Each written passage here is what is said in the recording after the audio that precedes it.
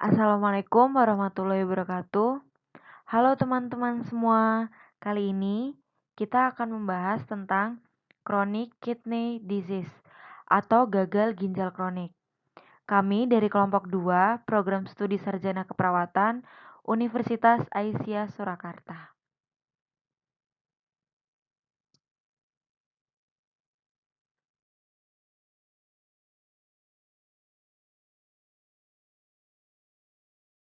Nah, yang selanjutnya yaitu yang pertama, ini ada 2 gambar ya teman-teman.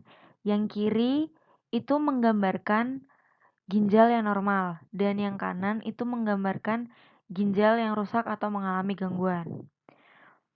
Pada ginjal yang normal itu memiliki fungsi yang normal, ukuran yang normal, dan protein urinnya juga rendah. Sementara dengan ginjal yang rusak atau mengalami gangguan, memiliki ciri-ciri fungsinya berkurang, permukaan yang tidak rata, ukurannya mengecil, dan protein urinnya pun tinggi.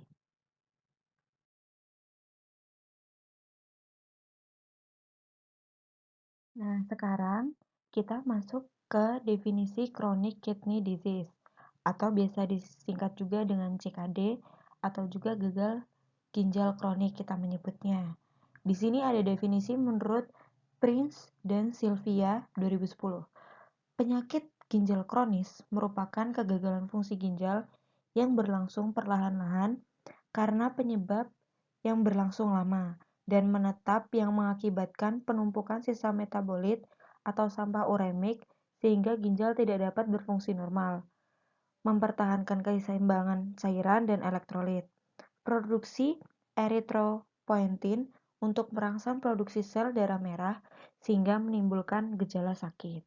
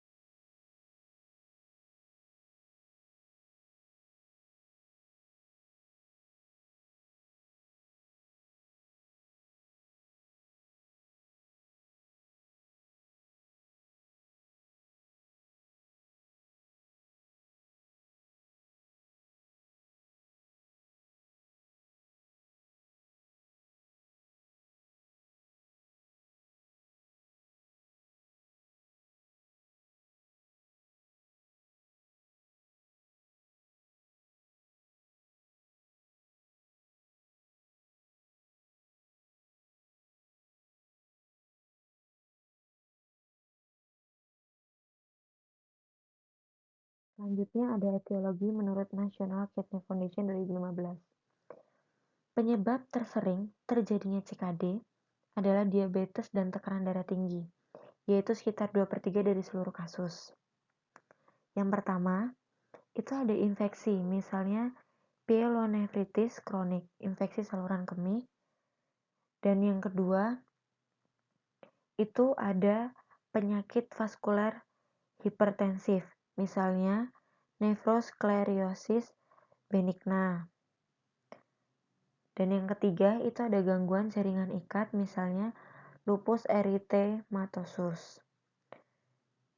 Dan yang keempat, itu ada gangguan kongenital dan herediter, misalnya penyakit ginjal, polikistik, asidosis tubulus ginjal.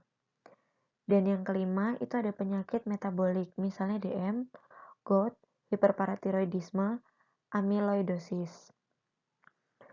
Dan yang selanjutnya itu ada nefropati toksik, misalnya penyalahgunaan analgesik, nefropati timbal. Selanjutnya, itu ada nefropati obstruktif, misalnya saluran kemih bagian atas. Dia mengalami kolkuli, neoplasma, dan fibrosis netroperitoneal. Dan yang terakhir itu ada batu saluran kencing yang menyebabkan hidrolitiasis.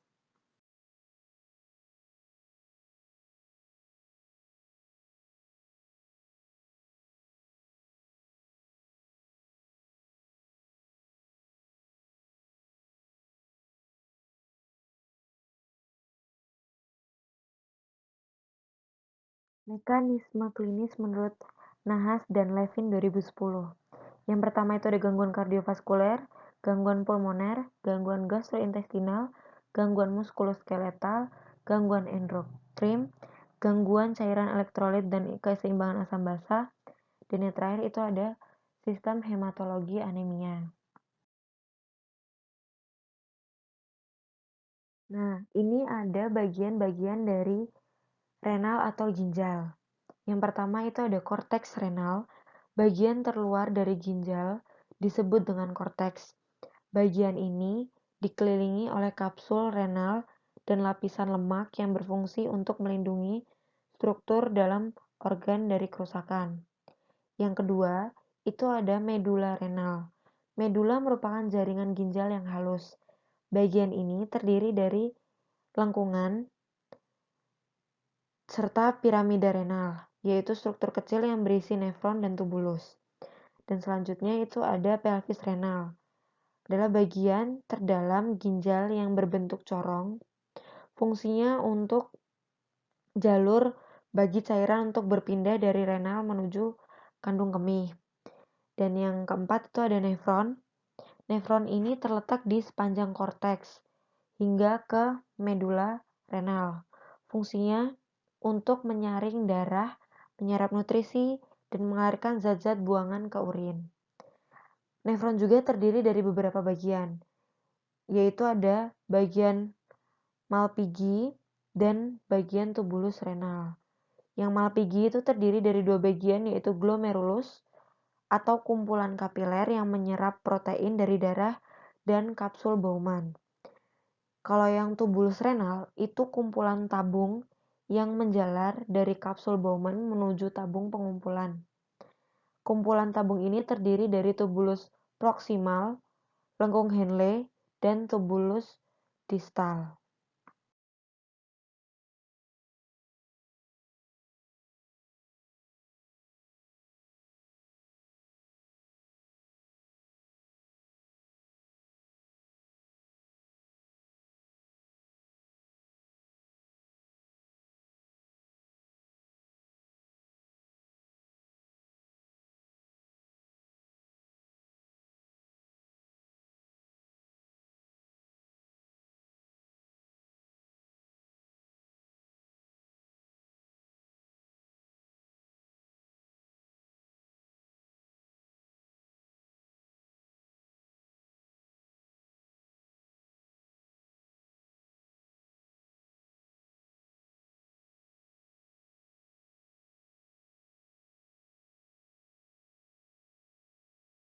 Selanjutnya kita masuk ke fisiologi ginjal. Yang pertama itu ada filtrasi glomerulus. Pembentukan kemih dimulai dengan filtrasi plasma pada glomerulus seperti kapiler tubuh lainnya. Kapiler glomerulus secara relatif bersifat impermeabel terhadap protein plasma yang besar dan cukup permeabel terhadap air dan larutan yang lebih kecil seperti elektrolit, asam amino, glukosa, dan sisa nitrogen. Lalu yang kedua itu ada reabsorpsi. Zat-zat yang difiltrasi ginjal dibagi dalam 3 bagian, yaitu non-elektrolit, elektrolit, dan air. Setelah filtrasi, langkah kedua adalah reabsorpsi selektif. Zat-zat tersebut kembali lagi zat-zat yang sudah difiltrasi. Dan yang ketiga, itu dia ada sekresi. Sekresi tubular melibatkan transport aktif molekul dari aliran darah melalui tubulus ke dalam filtrate. Banyaknya substansi yang disekresi tidak terjadi secara alamiah dalam tubuh, misalnya penisilin.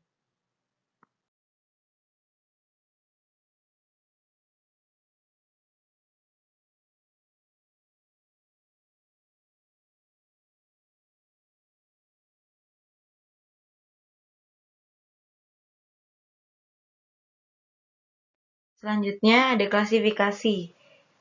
Menurut Chronic Kidney Disease Improving Global Outcomes atau CKD-KDIGO, menurut mereka proposed classification dapat dibagi menjadi 6 stadium, yaitu ada G1 normal atau meningkat, G2 itu ringan, G3A ringan sampai sedang, G3B sedang sampai berat, G4 itu berat, dan G5 terminal.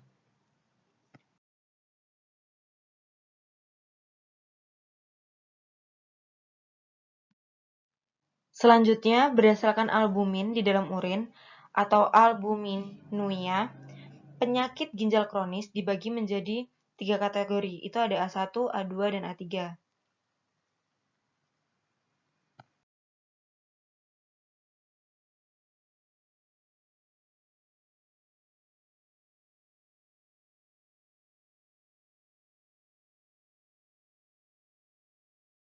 Yang selanjutnya ini ada patofisiologi tahap gangguan ginjal. Diminished renal reserve, tahap ini penurunan fungsi ginjal, tetapi tidak terjadi penumpukan sisa-sisa metabolik, dan ginjal yang sehat akan melakukan kompensasi terhadap gangguan yang sakit tersebut. Dan yang kedua itu ada insufisiensi ginjal. Pada tahap ini dikategorikan ringan apabila 40-80% fungsinya normal. Sedangkan apabila 15-140% fungsi normal, dan berat bila fungsi ginjal normal hanya 2-20%. Pada insufisiensi ginjal, sisa-sisa metabolik mulai berakumulasi dalam darah karena jaringan ginjal yang lebih sehat tidak dapat berkompensasi secara terus-menerus terhadap kehilangan fungsi ginjal karena adanya penyakit tersebut. Dan yang ketiga, itu ada penyakit ginjal tahap lanjut. Sejumlah besar sisa nitrogen atau BUN, kreatin, berakumulasi dalam darah dan ginjal tidak mampu mempertahankan hemostatis. Ketidakseimbangan cairan dan elektrolit terjadi bila segera dianalisa akan menjadi fatal atau kematian. Dan yang selanjutnya ada beberapa pemeriksaan penunjang yang dilakukan untuk mengetahui penyakit ginjal kronik.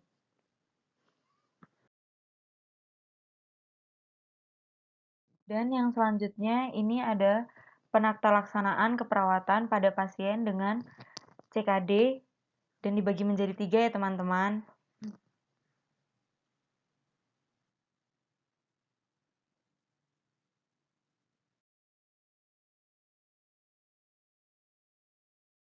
Selanjutnya ini ada komplikasi.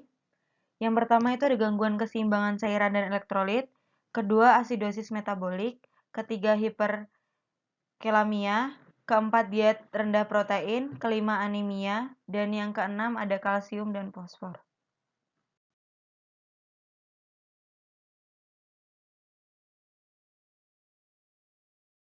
Lalu ada diagnosa keperawatan. Dari penyakit ginjal kronik, kita bisa menegakkan diagnosa keperawatan, yaitu yang pertama ada penurunan curah jantung berhubungan dengan beban jantung yang meningkat, gangguan keseimbangan, perubahan nutrisi, perubahan pola nafas, kerusakan integritas kulit, intoleransi aktivitas, dan yang terakhir ada kurangnya pengetahuan tentang kondisi.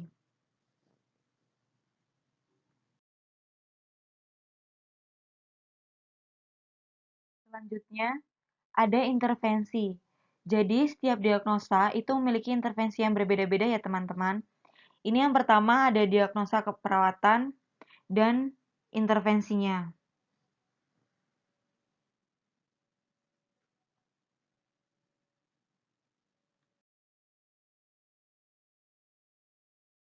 Dan yang selanjutnya, diagnosa yang kedua itu gangguan keseimbangan cairan yang berhubungan dengan edema sekunder. Intervensinya ada kaji status cairan dengan menimbang berat badan per hari, batasi masukan cairan, dan terus sebagainya.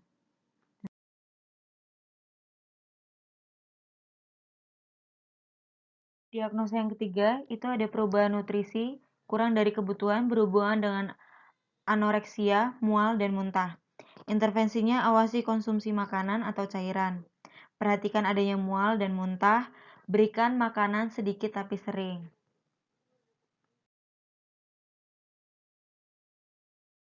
Lalu diagnosa yang keempat, itu ada perubahan pola nafas berhubungan dengan hiperventilasi sekunder. Intervensinya auskultasi, bunyi nafas, ajarkan pasien batuk efektif, atur posisi senyamannya.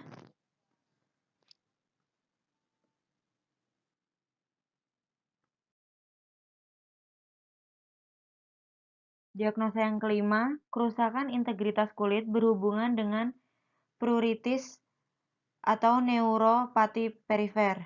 Intervensinya, inspeksi kulit terhadap perubahan warna, pantau masukan cairan dan hidrasi kulit, membran mukosa, dan seterusnya.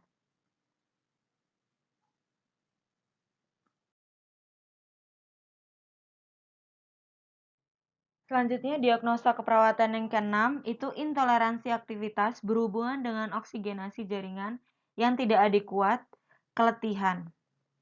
Intervensinya pantau pasien untuk melakukan aktivitas, bantu klien mendapatkan alat, bantu untuk mengidentifikasi aktivitas, dan seterusnya.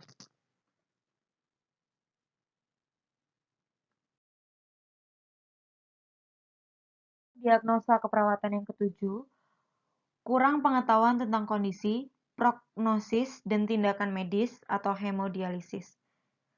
Berhubungan dengan salah interpretasi informasi.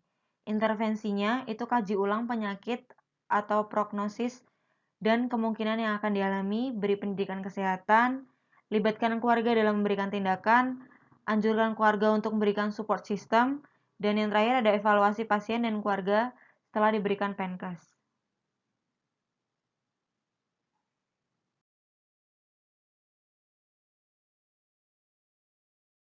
Nah, itu tadi penjelasan dari kelompok 2 ya teman-teman semua. Kurang lebihnya mohon maaf dan terima kasih untuk teman-teman semua yang sudah menonton dan dosen kami, Bapak Fidausen. Jika ada pertanyaan atau saran bisa komen di bawah ya. Jangan lupa like, comment, and subscribe. Terima kasih. Wassalamualaikum warahmatullahi wabarakatuh.